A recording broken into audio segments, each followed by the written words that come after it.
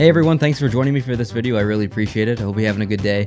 If you do like this video at the end, I encourage you to hit the subscribe button down below and definitely hit the like button. Those two things really help me and help this channel grow. So welcome. I think we're going to have some fun with this video. I put a lot of time and effort into coming up with the statistics for this experiment, I guess you could say. And I've ranked all of the teams in the NHL based on their ease of schedule. It's kind of a long process because I had to go through every single day from now until the end of the season, go to every game, and what I did was I created a list of, in Excel, 31 teams, and then I had a column for non-playoff team and then a column for playoff team. So in my list of teams, if I was starting on the first day, the first game, we'll say it was the St. Louis Blues versus the Rangers. So I go to find St. Louis Blues on my list of 31 teams. And then while they're playing the Rangers, so that's a non-playoff team as the standings are when I made this video, or when I did the statistics. So I put a notch in non-playoff team right next to St. Louis Blues because they're playing the Rangers, which is a non-playoff team. Then I go to the Rangers, and they're playing St. Louis Blues. Okay, they're a playoff team, so I put a mark in playoff team next to the Rangers. So using that method, it took a long time. It took about 2.5 hours to go through the whole season, do all the little additions to each column and stuff for every single team. But I did it. I come up with a number, and then that gave me kind of a predictive record. So I'm assuming that they're going to win all of the games against non-playoff teams and lose all the games against... They're going to win all the games against non-playoff teams and lose against playoff teams. Obviously, that's not what's going to happen. I know this. I know it's a silly experiment to do. I know it's a ridiculous thing to even spend time doing. However, the results are really interesting. For example, what I've calculated is not going to happen for any team, which is the ridiculous part. For example, Colorado played Philadelphia the other day. It's a playoff team playing a non-playoff team at the time that I did the statistics. Colorado lost that game against a non-playoff team. This formula assumes that Colorado beats Philadelphia. So there's going to be anomalies. Whatever, just go with it. Just at the end, I want you to look at the point totals and the playoff matchups, and you'll see it's very similar to what could actually happen in the NHL. But this is all about ease of schedule. This isn't about where teams place and who they're going to face in the playoffs. It's about which team has the easiest schedule. This is the entire point of this thing. So this predictive record isn't really about wins and losses. It's about the best chance at winning, or worst. Our best chance at losing. But anyways, I'm going to read you the whole 31 ranking here. And this obviously isn't a subjective ranking, it's statistical ranking. So I'm going to start with the worst schedule, or the worst schedule to the easiest schedule, or the hardest schedule to the easiest schedule. So the team with the hardest schedule from now, or actually I did these stats Friday night, so this is based on Friday night. So the team with the hardest schedule from Friday till the end of the season is the Vegas Golden Knights. They have the hardest schedule. They are facing 10 non-playoff teams and 19 playoff teams. That's a really difficult schedule. And obviously that's why they're in last. In 30th is Detroit. They are playing 11 non-playoff teams and 19 playoff teams. I'm not going to read all this for everyone. I'm just going to go up the list, and I'm going to put it on the screen so you guys can see it and look for yourself. But you'll see a trend.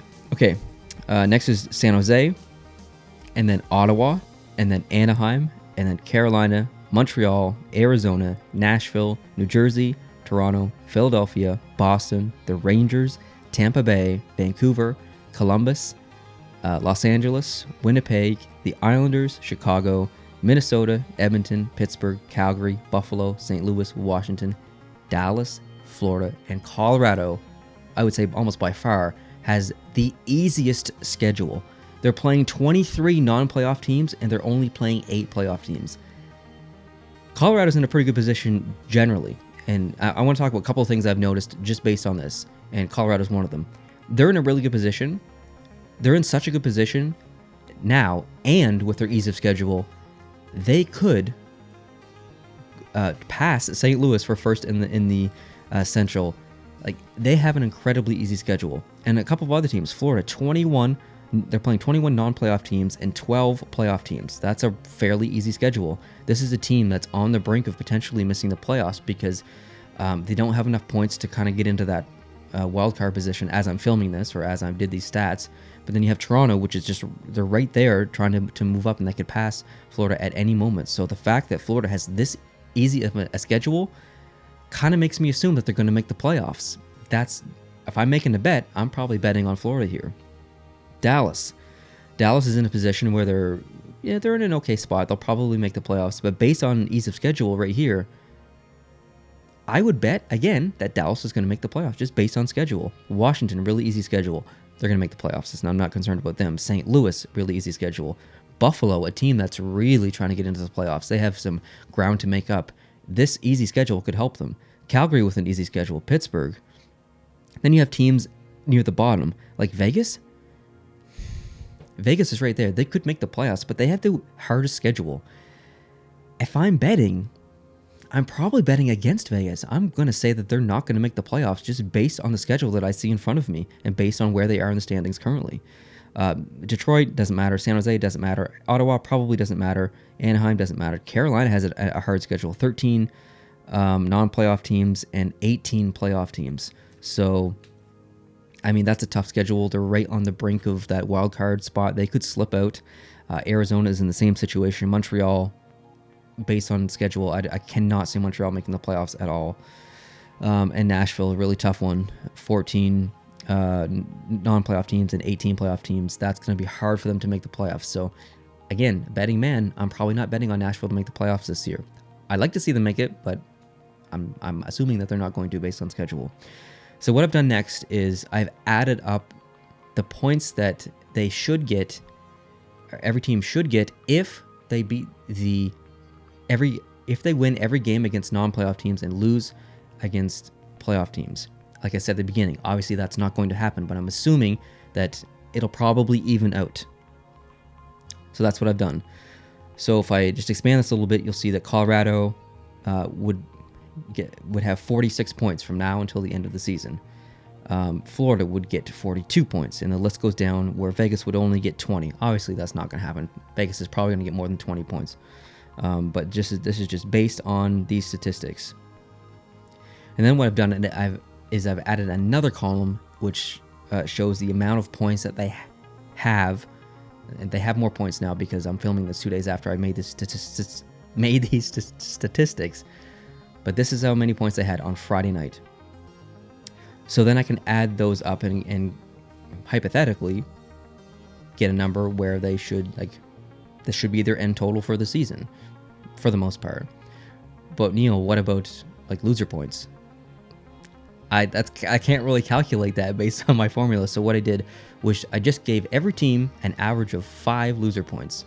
So every single team just got a bump of 5 because it seemed fair. So based on that, I got a total of points, what they should end up with. And based on that list, I just need to bring it up here. Based on that list, I got standings. So here are the standings based on this formula of easy schedule. Washington comes first in the East, 116 points. Florida comes second with 108. Pittsburgh 108. Boston 105. Tampa Bay 102. Islanders 100. Columbus 97. Philadelphia 94. Those seem extremely reasonable based on the history of total points of teams that are getting into the NHL. There's quite a bit of teams there higher than 100, which is not typical, but the East is really strong this year. So I think maybe 5 was a little bit too much in my formula to give 5 loser points. Maybe like 2 or 3 would have been the better average. So you'll see these numbers drop a bit if I had to change things, but I just kept it 5 just for the sake of this video. In the West, you've got Colorado with 113, St. Louis with 111, Dallas with 105, Calgary with 99, Edmonton with 99, Vancouver with 97, Minnesota with 91, and Chicago with 91. There's some really interesting things here. Based on ease of schedule, Chicago could make the playoffs. Minnesota could make the playoffs. Philadelphia could knock out Carolina. In this scenario, Carolina is not in the playoffs. again, I'm not saying this is going to happen. I know this is silly. Okay? I know. You don't have to tell me in the comments. You don't have to tell me I'm an idiot and this is a waste of time. I know it is. But it's just fun. It's just fun to look at this because the West is noticeably weak compared to the East, and it reflects in these numbers. The wildcard spots in the West, 91 and 91, are the lowest numbers, I think, for a playoff team or playoff eligible team that I've seen. So I know that those numbers don't really make sense. That those numbers are probably more like 94, 95 or something like that. But, I mean, the West is really weak this year, so maybe we will see teams in the low 90s sneak into the playoffs in the West. So anyway, based on these numbers, you can calculate what teams will play what team in the playoffs if they ended like this. And this is where it gets really ridiculous because there's a good chance that none of these matchups will be right. But let's go through them regardless. So in this scenario, Washington would play Philadelphia in the first round. Florida would play Columbus. Pittsburgh would play the Islanders. Boston would play Tampa Bay. Colorado would play Chicago. St. Louis would play Dallas. Calgary would play Minnesota. And Edmonton would play Vancouver. Now, I'm not saying that some of these matchups won't happen. And some of them, realistically, one or two of them probably will. Just because there's only 16 teams in the playoffs. Like, mathematically, by chance, some of these teams will face each other. But what I cannot account for is ties. Like Florida and Pittsburgh are tied with 108. I think there was another tie in here somewhere. Calgary and Edmonton both tied with 99. If those flip, then Edmonton will play a wild card team and Calgary will play Vancouver, I think. So like these matchups could be different based on tiebreaker, and I did not calculate for tiebreaker. So regardless, if I backtrack, it really doesn't have anything to do with playoff matchups. It's not what this video is about. It's about ease of schedule. And right now, Colorado has the easiest schedule and Vegas has the hardest schedule. And as you can see from the graphic on the screen, this is the complete listing of the complete ranking of teams. So it gives you a good indication, if you're a fan of any of these teams, how well your team could do or how you can expect them to do. If you're a fan of Carolina, I'd probably be pretty worried. Same as Vegas, I'd probably be pretty worried. If I'm a Dallas fan or a Florida fan or a Colorado fan, I'm feeling pretty good. And if I'm a Buffalo fan, even though things are a little bit inconsistent in Buffalo, I'm pretty optimistic. I'm feeling not bad about Buffalo, that they could maybe sneak in based on schedules. So that's really all this video is about. I know it's silly, but it's also fun at the same time. So thanks for watching. I really appreciate it. If you did enjoy this video, this statistical kind of theoretical video, I would love it if you could leave a like. And more importantly, if you're not subscribed, please hit the subscribe button down below. That helps me the most. Thank you guys so much for watching. Hope you're having a good day. Please leave your thoughts down below in the comment section, and I'll see you in the next video. Adios.